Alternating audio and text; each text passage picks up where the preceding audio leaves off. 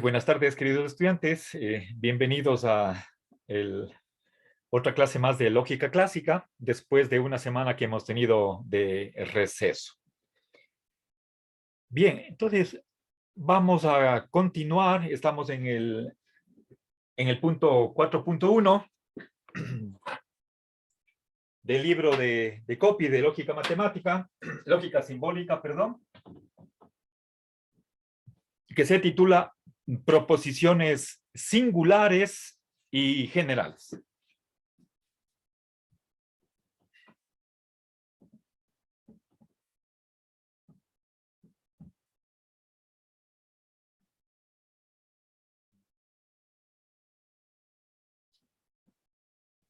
Bien, las singulares son aquellas que se refieren a un individuo particular.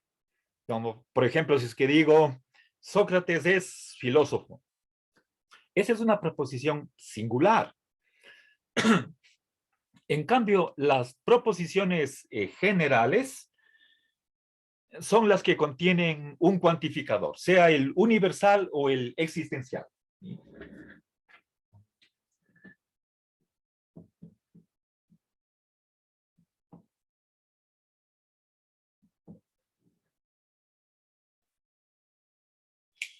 Bien, ahora, la última clase expliqué que vamos a utilizar nueva simbología. Introduje por una parte las variables individuales que están constituidas por las letras minúsculas desde la A hasta la W.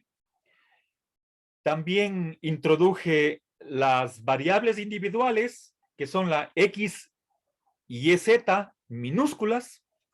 Además de ello, les puse dos letras griegas, phi y psi,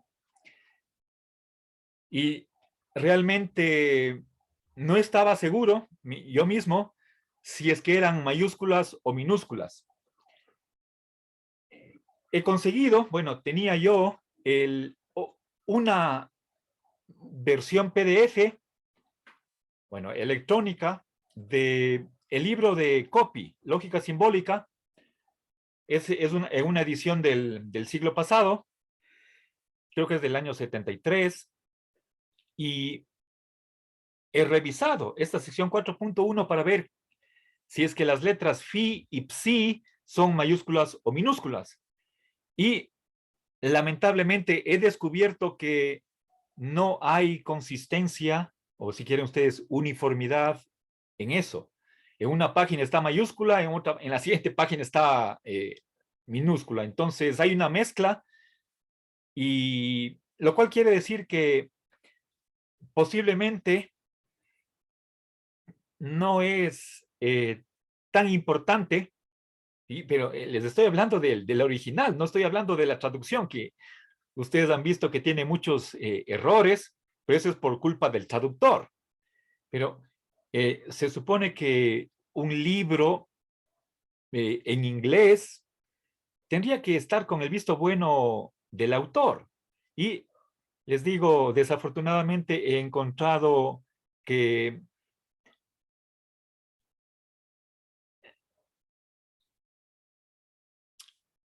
eh, se están manejando dos tipos de letras, pero yo voy a utilizar las letras mayúsculas, la phi y la psi. Uno de los problemas por los cuales se puede dar esta confusión es que la figura, tanto de la mayúscula como de la minúscula, de ambas letras, es bastante similar.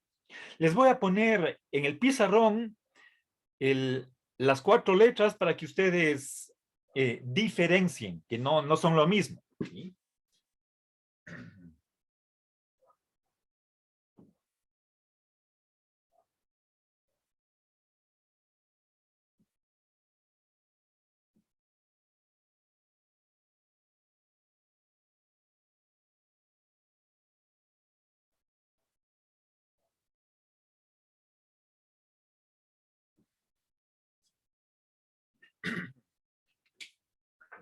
A ver, fíjense si es que, si nosotros, a ver, pensemos en un cuaderno que utilizan los niños de primero o segundo grado cuando recién están aprendiendo el alfabeto.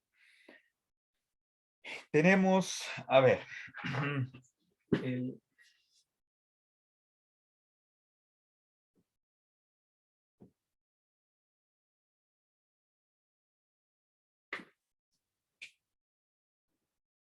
tenemos tres regiones, una en el medio, que es donde está, fíjense, si nosotros pusiéramos aquí esta línea, esto está más arriba, esto es más abajo, ¿sí? Estos trazos de aquí, los verticales,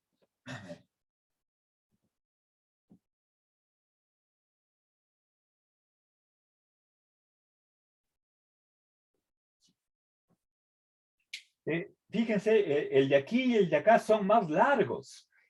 En cambio, esta es la phi mayúscula, la psi mayúscula, y fíjense, no bajan de esta línea. En cambio, en el caso de las minúsculas, sí van hasta abajo. No, a ver, no tanto hasta acá, pero sí hasta por lo menos la mitad, ¿sí? Bien, he puesto aquí una especie de piecito, como si fuera tipo Times New Roman, para que vean que nace, el pie de esta vertical nace aquí, en esta línea, ¿sí? Bueno, entonces, más o menos tienen la misma figura, pero el tamaño de la mayúscula es un poquito mayor y el de la minúscula, esa figura le baja. Igual la phi, todo es una especie de círculo, la mayúscula está más arriba y la minúscula más abajo. ¿Sí? Bueno, y lamentablemente por esta diferencia sutil, quizás quien levantó el texto en la versión original, en inglés, tal vez no se percató de si es mayúscula o minúscula y se pasó por alto. Bueno, yo voy a adoptar las letras mayúsculas, phi y psi, es decir, estas dos, ¿sí? Estas dos para simbolizar cualquier predicado, es decir, son variables de predicado. ¿Qué más vimos? Bueno, y estas no son las únicas nuevas letras que se añade a nuestra simbología. En la próxima sección introduciré la Y y la Ni. Este rato no voy a explicar qué significado tienen, simplemente les advierto que esa lista de nuevos símbolos no es exhaustiva, quedó incompleta y iremos añadiendo en la próxima sección. Bien, les hablé de el cuadrado de oposición que nos viene desde Aristóteles y les puse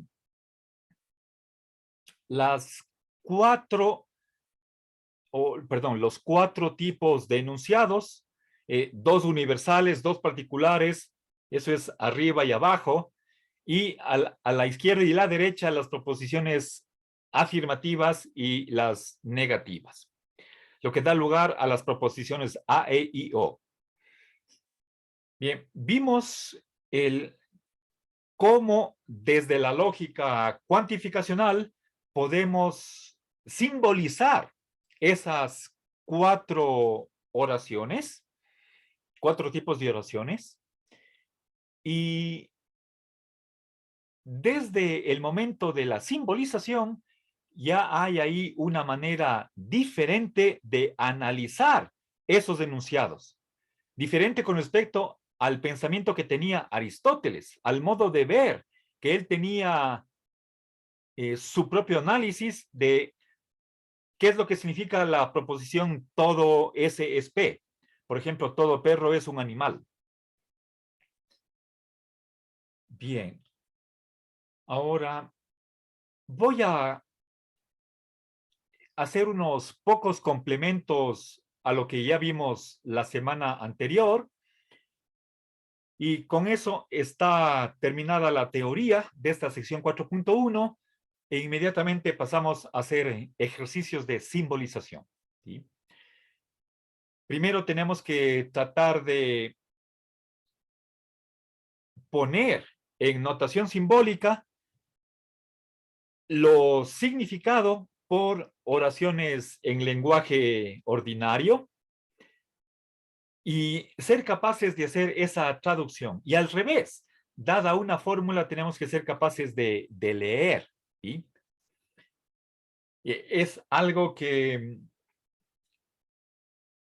toma un tiempo, pero obviamente con la práctica logramos hacer esa transición de manejar un lenguaje artificial, si quieren ustedes, pero mucho más preciso, que no puede ser ambiguo y que, cuyo significado se lo comprende unívocamente. ¿Sí? Por lo tanto, no hay ahí subjetividad. Puede haber varias lecturas. Podemos expresar una fórmula de varias maneras, pero todas ellas equivalentes. Bueno, entonces con estos preámbulos, volvamos al cuadrado de oposición. Voy a ver, a poner, voy a dibujar en la pizarra el cuadrado de oposición con las letras A, E y O, y quisiera indicar cuáles son las relaciones de contrariedad, subcontrariedad y las de contradicción. Voy a suspender aquí un ratito el video hasta escribir en lápiz. A ver, chicos, esto es importante. A ver, hagamos un brevísimo repaso de lo visto en la clase anterior. Con azul he puesto las letras A, E y O, y en los vértices de este cuadrado he puesto el tipo de oración que son cada una de ellas. ¿Sí? A ver, las dos proposiciones superiores son universales. Empiezan, fíjense, aquí tengo la palabra todo o la palabra ningún. A ver, otra manera de expresar el ningún S es P es todo S no es P.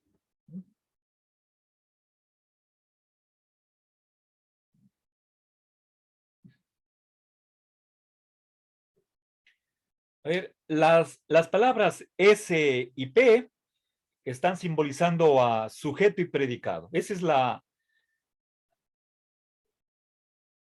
norma usual de referirnos a una proposición.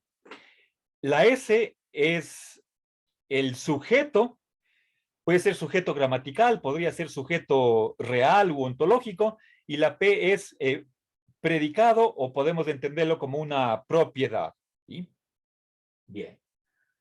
Entonces, decía que las oraciones aquí en el lado superior del cuadrado son universales porque tienen la palabra todo o ningún, mientras que abajo la I y la O son proposiciones particulares, ¿sí? Se refieren a algún, ¿sí? a un miembro o a unos miembros de una clase, no a la totalidad de la misma.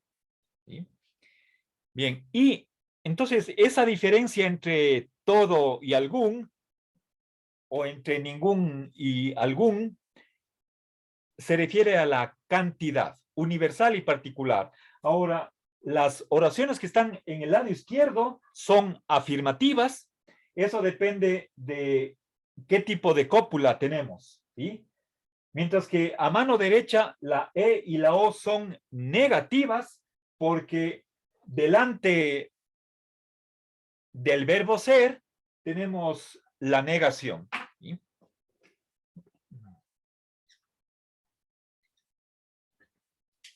Recuerden además que las letras E y O se han tomado de la palabra latina nego, que significa negar, mientras que la A y la O viene del verbo afirmo, la A y la I, que significa afirmar. ¿Sí? Bien, entonces vamos a trabajar con estos 4 tipos de oraciones y en todas ellas interesa la estructura interna de una oración. O sea, yo no puedo simbolizar todo ese SP, ¿sí? Por ejemplo, todo perro es un animal, es simplemente como P, o algún SSP como Q. No, acá tenemos que saber cuál es el sujeto, cuál es el predicado, y para ello tenemos una simbología. ¿Sí? Les estaba diciendo que, y se me olvidó, introduje en la clase anterior constantes, es decir, que hacen las veces de nombres de individuos y son las letras minúsculas de la A a la W. Tenemos también símbolos para predicados y eso va desde tiene que ser de la A a la Z, pero mayúsculas. Para referirnos a cualquier individuo, es decir, eso es el trabajo de una variable, utilizamos las letras, las 3 últimas del alfabeto, X y Z, pero minúsculas, y para simbolizar cualquier propiedad u atributo, utilizaremos las letras griegas phi y psi. Bien. A ver, ahora, lo que quiero introducir en este momento son las relaciones lógicas que se dan entre estas 4 tipos de proposiciones. No sé si tienen alguna pregunta, alguna duda, algo que no esté claro hasta lo que hemos visto en este momento.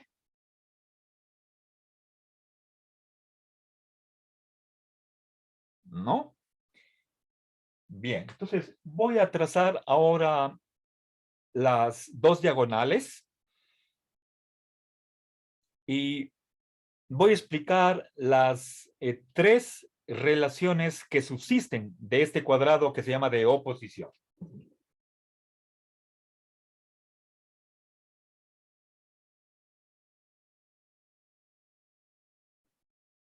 Bien. A ver, voy a poner con color verde aquí arriba la palabra contrarias.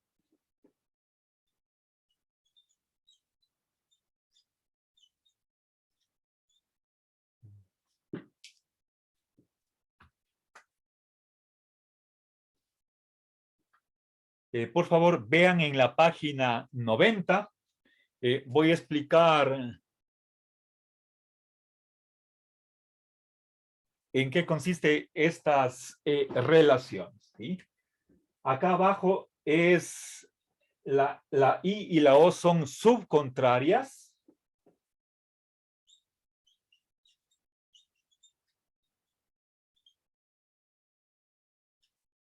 Y la A y la O son contradictorias. Eso yo lo abrevio con la C y una A chiquita, volada. Recuerden, la C abrevia a contradicción, la C minúscula.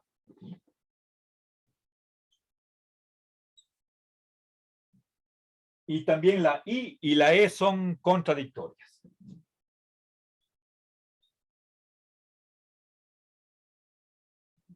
Bien, entonces veamos cómo se definen cada una de ellas. Entonces, por favor, pensemos en, por ejemplo, digo, todo perro es un animal. Y ese es un ejemplo de una oración A. La oración E sería ningún perro es un animal. ¿Sí? O si quieren, todo perro no es un animal. Ambas lecturas son dos maneras diferentes de expresar lo mismo. ¿Sí? Tienen igual significación. Acá, algún perro es un animal y finalmente la O, algún perro no es un animal. ¿Sí? Bien. Ahora, pensando en oraciones de ese tipo, veamos cómo se define la relación de contrariedad.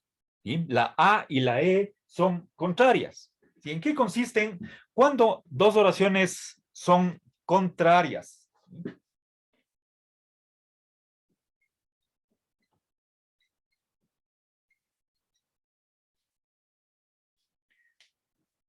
A ver, hay dos características definitorias de la contrariedad aplicadas al cuadrado de oposición. A ver, en primer lugar, a ver, fíjense, si es que yo afirmo, por una parte, todo perro es un animal, y además, por otra parte, digo, ningún perro es un animal. ¿Sí? Ningún perro es un animal y todo perro es un animal. Por lo que respecta al valor de verdad de esas oraciones, ¿creen ustedes que ambas pueden ser verdaderas? Que yo diga, todo perro es un animal y ningún perro es un animal. ¿Pueden ser ambas verdaderas? No, tiene que ser una falsa. Ya. Entonces, primera característica, gracias, Mary. Contrarias, el no ambas verdaderas.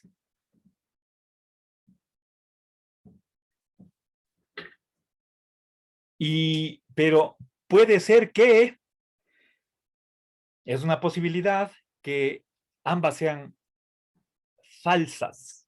¿Sí? A ver, por ejemplo, si es que digo, todo ecuatoriano es vago. ¿Sí? Esa es una oración A. ¿Cuál es la E? Ningún ecuatoriano es vago. O sea, puede ser que ni todos sean vagos, ni ninguno sea vago. Ambas sean falsas. ¿Sí? Entonces, esa es la segunda característica de las oraciones contrarias. ¿Sí? No pueden ser ambas verdaderas, pero, a ver, pueden ser, es posible que ambas falsas.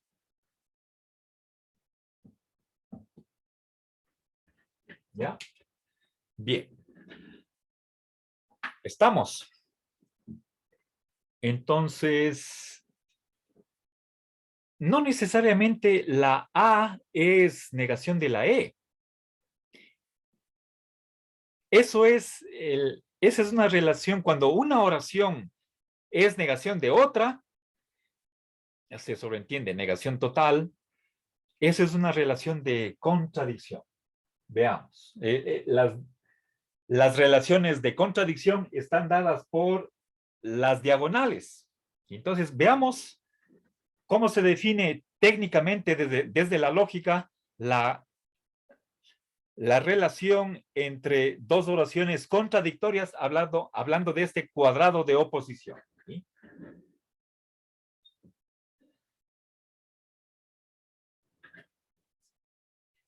Bien, si es que yo digo, a ver, veamos entre la A y la O. Yo digo, todo perro es un animal. ¿Sí? Acá, ¿qué dice la O? Algún perro no es un animal. ¿Sí? A ver, estamos en lógica clásica. ¿Pueden la A y la O ser verdaderas? ¿Puedo decir yo, todo perro es un animal y además algún perro no es un animal? No, una de ellas tiene que ser verdadera y otra debe ser falsa. Correcto, gracias Carlita. Entonces pongamos eso y no pueden ser ambas verdaderas. A ver, aquí voy a poner no es posible. Recuerden, el diamante, este rombo, es el símbolo que se utiliza en la lógica para simbolizar la posibilidad. ¿Sí? Esto es imposible que ambas sean verdaderas, pero en cambio es posible que ambas sean falsas. Eso es lo característico de las contrarias. Ahora, las contradictorias, ¿sí? La A y la O, la I con la E. Entonces, no pueden ser ambas verdaderas. Imposible que ambas verdaderas. ¿Ya? Y por lo tanto, aquí sí, si la una es verdadera, la otra es falsa. O al revés, si es que la primera es falsa, la otra tiene que ser verdadera. ¿Sí? Nosotros tenemos esas definiciones en la página 90. Y ustedes, al momento de aplicar la técnica del subrayado multicolor, debieron haber resaltado con color tomate, porque tenemos una definición. ¿Sí? Fíjense, dice contradictorias, una de las cuales debe ser verdadera y la otra falsa. ¿Sí? Bien, entonces, si la una verdadera, la otra falsa. ¿Sí?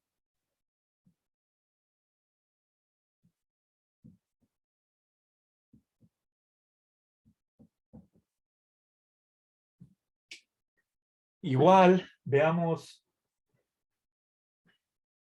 pongamos, ningún hombre es ángel. ¿Sí? Ángel en el sentido de ser, se supone, una especie de criatura que tiene alas. Se piensa, bueno, aunque eso se discute, se piensa que son espíritus, mientras que el ser humano es algo corporal, algo físico. ¿Sí? Entonces, ningún ser humano es ángel, y acá decimos algún ser humano es ángel. ¿Sí? O otro ejemplo, ningún león es vegetariano. ¿Sí? Ningún león es vegetariano. Y acá algún león es vegetariano.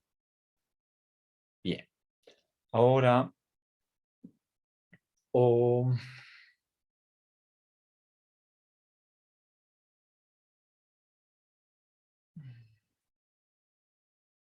bueno, creo que me comprenden.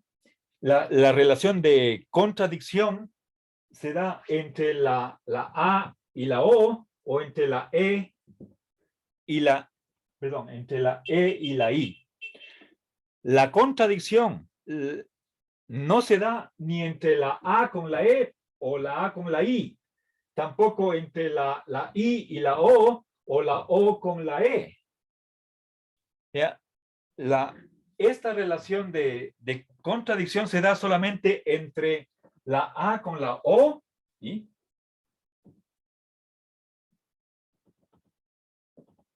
o la I con la E. ¿Sí? En cambio, las contrarias son entre la A y la E, nada más. ¿Sí? Bien, ahora, finalmente me falta la relación de subcontrariedad. ¿Sí? ¿Cuándo dos oraciones son subcontrarias?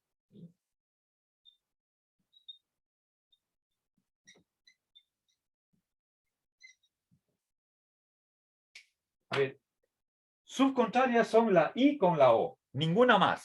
¿Sí?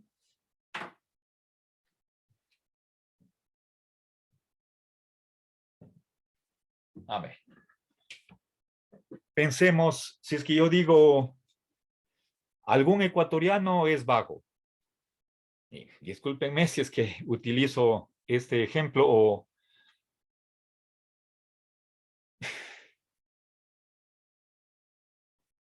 cambiamos de ejemplo. algún perro es un schnauzer. Y acá, algún perro no es un schnauzer.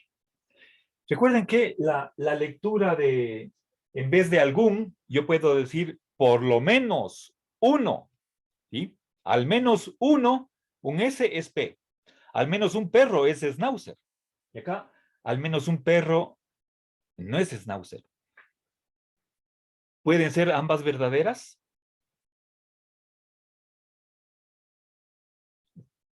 Estamos hablando de posibilidad. ¿Pueden ser ambas verdaderas? ¿Que haya algún perro que sea schnauzer y algún perro que no sea schnauzer? Sí, profe. ¿Ya? Correcto. Entonces, gracias, Camila. Pongamos, es posible que ambas verdaderas. ¿Ya? Ahora, me pregunto si es que podrán ser ambas falsas. Yo digo, algún perro es schnauzer. Y ya digo, algún perro no es schnauzer. Puede ser que ninguna de las dos sea verdadera. No. Correcto. Entonces, por lo menos una tiene que ser verdadera. Es imposible que ambas sean falsas. ¿Sí?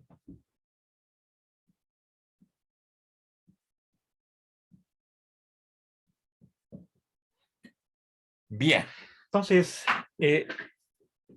por favor, yo quisiera que no confundamos lo que es la relación de contradicción con la relación de contrariedad. ¿Sí? Si quieren ustedes, para que distingan entre contradicción y contrariedad, tenemos que pensar que hay contradicción cuando de por medio hay una negación. ¿Sí? Ya vamos a ver eso más claro cuando hagamos los ejercicios. Por de pronto, quisiera que ustedes piensen en la diferencia entre, por ejemplo, hombre y mujer, y por otra parte, entre hombre y no hombre. No es lo mismo. Y hombre y no hombre, esos son contradictorios, porque ahí aparece cuando digo hombre por una parte, no hombre por otra parte, la segunda expresión contiene la palabra no. Y por eso ese par de expresiones son contradictorias.